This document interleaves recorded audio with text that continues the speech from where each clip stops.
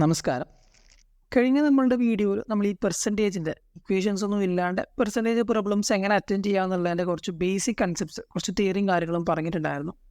ഇന്ന് നമ്മൾ നമ്മുടെ എക്സാം ഓരിയൻ്റായിരിക്കും. നിങ്ങളുടെ നെറ്റ് എക്സാമിൻ്റെ പ്രീവിയസ് ഇയർ കുറച്ച് ക്വസ്റ്റ്യൻ പേപ്പേഴ്സിൽ നിന്ന് പെർസെൻറ്റേജിനെ ബേസ് ചെയ്ത് വന്നിട്ടുള്ള കുറച്ച് ക്വസ്റ്റ്യൻസ് നമ്മൾ ഡിസ്കസ് ചെയ്യാം. സോ നമുക്ക് ഫസ്റ്റ് ക്വസ്റ്റ്യൻ എടുക്കാം. ഫസ്റ്റ് ക്വസ്റ്റ്യൻ എന്താണ്? A student has to obtain 33% of the total mark to pass and he got 125 mark and failed by 40 marks. The maximum mark എത്രയാണ്? സോ എന്താ ചോദ്യം പറയുന്നത്? ഒരു കുട്ടിക്ക് ഒരു എക്സാമിൽ 33% ടോട്ടൽ മാർക്കിൻ്റെ 33% കിട്ടിക്കഴിഞ്ഞാൽ ആ കുട്ടി എക്സാം പാസ്സാണ്. പക്ഷേ ഇവിടുത്തെ കേസ് എന്തായിരുന്നു? കുട്ടിക്ക് കിട്ടിയത് 125 മാർക്കാണ് ആൻഡ് കുട്ടി 40 മാർക്കിന് തോറ്റു. അപ്പോൾ ടോട്ടൽ മാർക്ക് എത്രയാണ് എന്നാണ് ചോദ്യം. സോ ക്വസ്റ്റ്യൻ ശ്രദ്ധിച്ച് വായിക്കുക. എന്തൊക്കെ പറഞ്ഞിട്ടുള്ളത്? കുട്ടിക്ക് കിട്ടിയിട്ടുള്ളത് 125 മാർക്കാണ്. ഒരു 40 മാർക്കും കൂടി കിട്ടിയിട്ടുണ്ടെങ്കിൽ കുട്ടി പാസ്സാണ്. സോ 40 മാർക്കും കൂടി കിട്ടിയിട്ടുണ്ടെങ്കിൽ എത്രയാണ് നമുക്ക് വരുന്നത്? നമുക്ക് ആ ഒരു 40 മാർക്ക് കൂടി കൂട്ടുകയാണെന്നുണ്ടെങ്കിൽ 33% മാർക്ക് കിട്ടി. സോ ഈ ക്വസ്റ്റ്യൻ നമുക്ക് എന്ത് മനസ്സിലാക്കാം? കിട്ടിയിട്ടുള്ള 125 പ്ലസ് 40 എത്രയാണ് വരിക? 125 പ്ലസ് 40 എന്ന് പറയുമ്പോൾ നമുക്ക് 165 കിട്ടി. ഈ 125 മാർക്കാണ് എന്ത്? 165 മാർക്കാണ് നമ്മുടെ 33% എന്ന് പറയുന്നത്. നമുക്ക് 100% ആണ്. കാരണം നമ്മളിവിടെ എന്ത് ചെയ്തു? 100 അവിടെ എക്സ് സോൾവ് ചെയ്യുക എങ്ങനെയാണ്? 165 into 100 is equal to 33x എന്ന് വരും. So x is equal to 165 divided by 33. ഇങ്ങനെ നമുക്ക് വന്ന് കിട്ടും നമ്മൾ ആ പഠിച്ച മെത്തേഡ് ഉപയോഗിക്കുകയാണെങ്കിൽ. ഇവിടെ നിങ്ങൾക്കൊരു സംശയം തോന്നാം, അതിപ്പോൾ ഞാൻ സോൾവ് ചെയ്യണ്ടേ?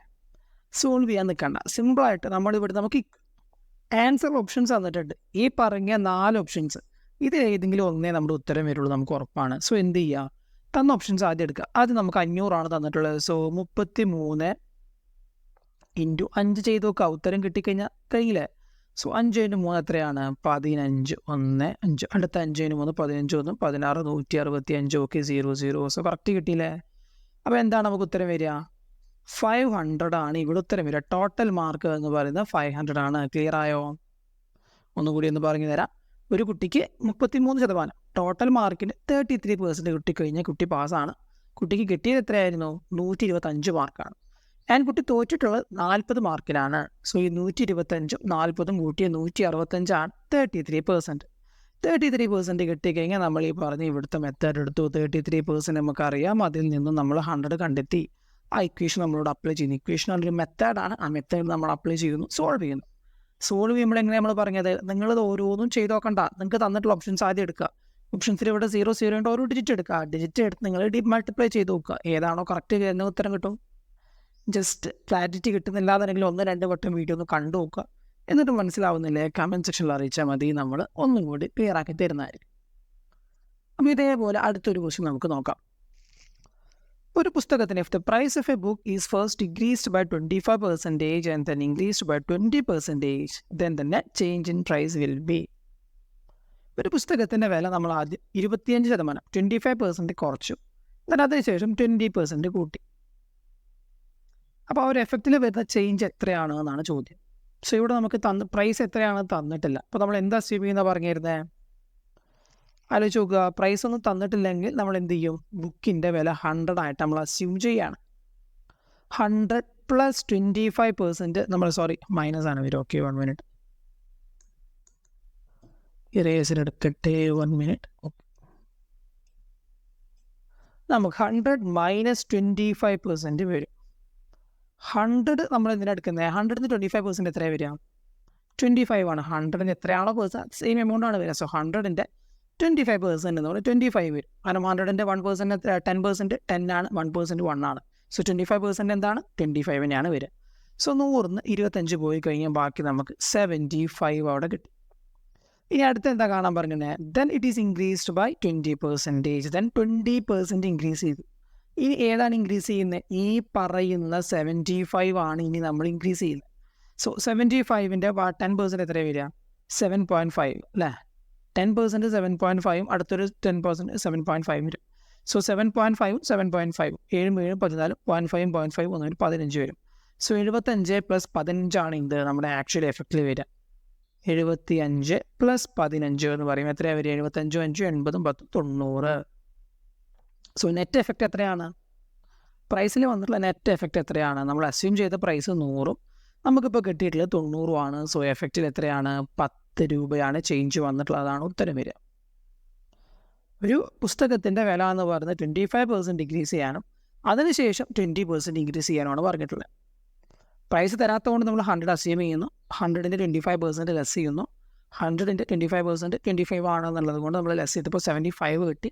75ൻ്റെ 20% ആണ് പിന്നെ ഇൻക്രീസ് ചെയ്യുന്നത്. ശ്രദ്ധിക്കണം, ഇവിടെ 75ൻ്റെ 20% ആണ് പിന്നെ നമ്മൾ ഇൻക്രീസ് ചെയ്യുന്നത്. സോ 75ൻ്റെ 10% 7.5, അങ്ങനെ 7.5 വരുമ്പോൾ 15 വരും. 75 പ്ലസ് 50 90 വരും. നെറ്റ് എഫക്റ്റ് എത്രയാണ് ഇവിടെ?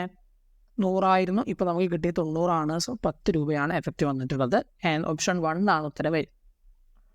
ഇനി നമ്മൾ അടുത്ത ചോദ്യം നോക്കുന്നത്, ഇഫ് 20% ഓഫ് എ എന്ന് പറയുന്നത് ബി ആണ്. എ എന്ന് പറയുന്നൊരു സംഖ്യയുടെ 20% നമുക്ക് എന്തായിട്ട് എടുക്കാം? ബി ആയിട്ട് എടുക്കാം.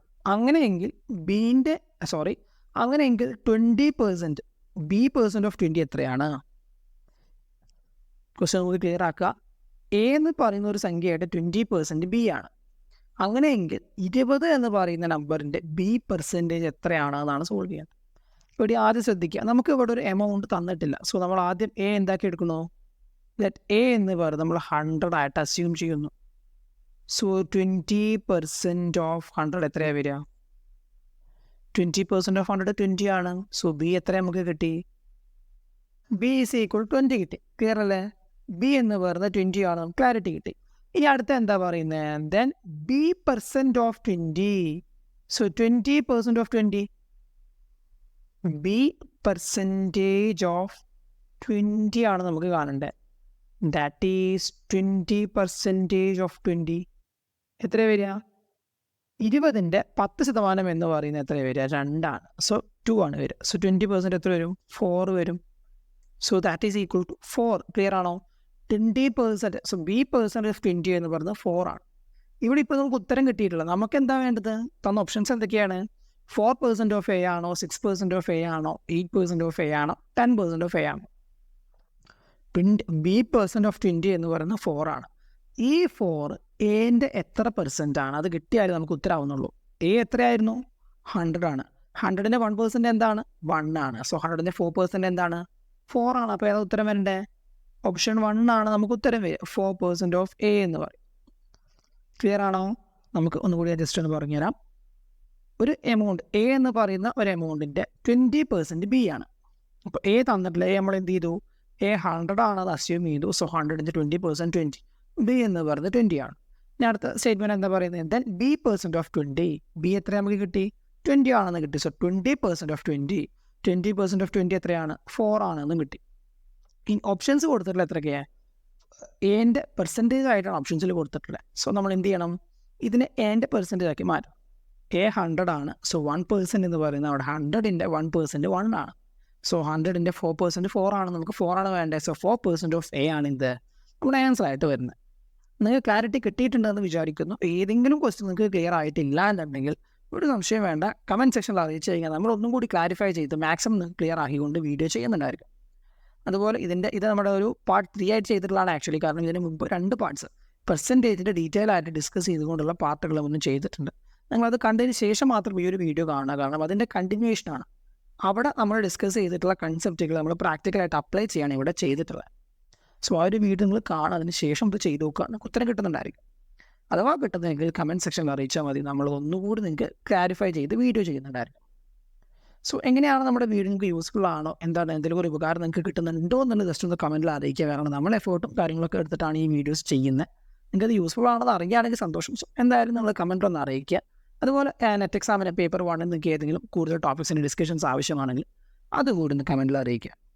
നമ്മുടെ ക്ലാസ്സുകൾ എങ്ങനെയുണ്ട്, സ്പീഡ് കൂടുതലാണോ, അതോ എന്തെങ്കിലും മാറ്റങ്ങൾ വരുത്താനുണ്ടെങ്കിലോ ജസ്റ്റ് ഒന്ന് കമൻറ്റിൽ അറിയിക്കുകയാണെങ്കിൽ നമുക്കൊരു യൂസ്ഫുൾ ആണ്. സോ അത്രയാണ് ഇന്നത്തെ വീഡിയോ ഉൾക്കൊള്ളിക്കുന്നത്. വീഡിയോ നിങ്ങൾക്ക് യൂസ്ഫുൾ ആയി തോന്നുകയാണെങ്കിൽ ലൈക്ക് അടിക്കുക. അതുപോലെ മാക്സിമം നിങ്ങളുടെ നെറ്റ് എക്സാമിന് പ്രിപ്പയർ ചെയ്യുന്ന എല്ലാ സുഹൃത്തുക്കൾക്കും ഷെയർ ചെയ്ത് കൊടുക്കുക. അവർക്ക് എന്തായാലും യൂസ്ഫുൾ ആയിരിക്കും. അപ്പോൾ പുതിയൊരു വീഡിയോ ആയിട്ട് കാണുന്നത് വരെ എല്ലാവർക്കും ഗുഡ് ബൈ.